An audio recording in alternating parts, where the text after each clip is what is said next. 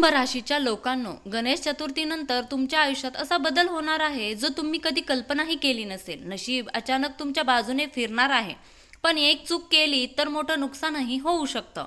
म्हणून हा व्हिडिओ शेवटपर्यंत नक्की पहा.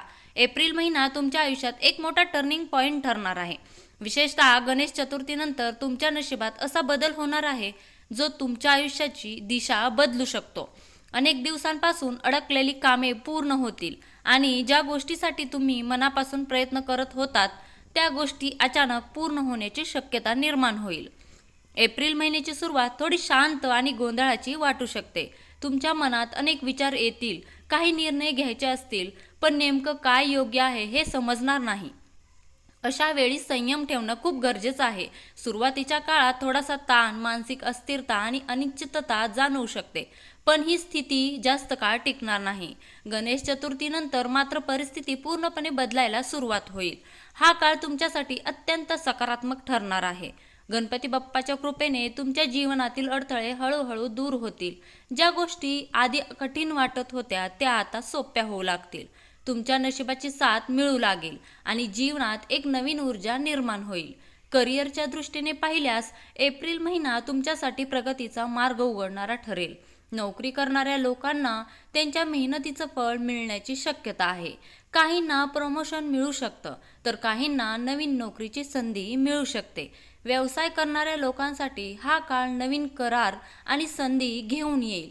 सुरुवातीला कामाचा ताण थोडा वाढेल, पण तुमचा सातत्यपूर्ण प्रयत्नामुळे तुम्ही यशस्वी व्हाल.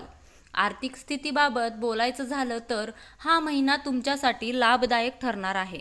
उत्पन्नाचे नवीन मार्ग तयार होतील. अडकलेले पैसे परत मिळण्याची शक्यता आहे.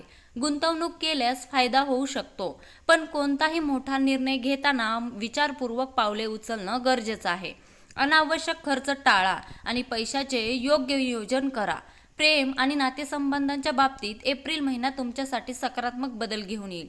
नात्यांमध्ये गोडवा वाढेल, जुन्या गैरसमजुती दूर होऊन आणि आपुलकी वाढेल. मात्र नात्यांमध्ये अहंकार आणि गैरसमज टाळणे अत्यंत आवश्यक आहे.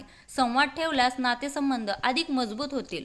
मानसिकदृष्ट्या हा महिना तुमच्यासाठी खूप सक्रिय राहणार आहे.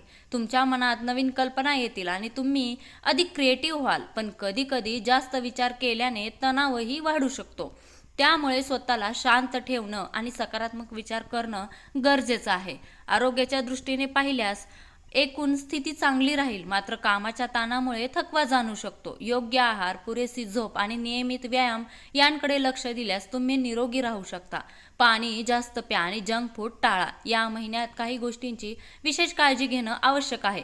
कोणाशीही वाद घालणे टाळा. घाईघाईत निर्णय घेऊ नका आणि चुकीच्या लोकांपासून दूर राहा. तुमच्या आजूबाजूला असलेल्या लोकांची निवड योग्य असणं खूप महत्त्वाचं आहे. भाग्यवान दिवस सोमवार आणि गुरुवार असतील, तर निळा आणि पांढरा रंग तुमच्यासाठी शुभ ठरतील. एप्रिल महिन्यात एक विशेष उपाय केल्यास तुम्हाला अधिक सकारात्मक परिणाम मिळू शकतात. दररोज किमान बुधवारच्या दिवशी ओम ग गणपते नमः या मंत्राचा 108 वेळा जप करा.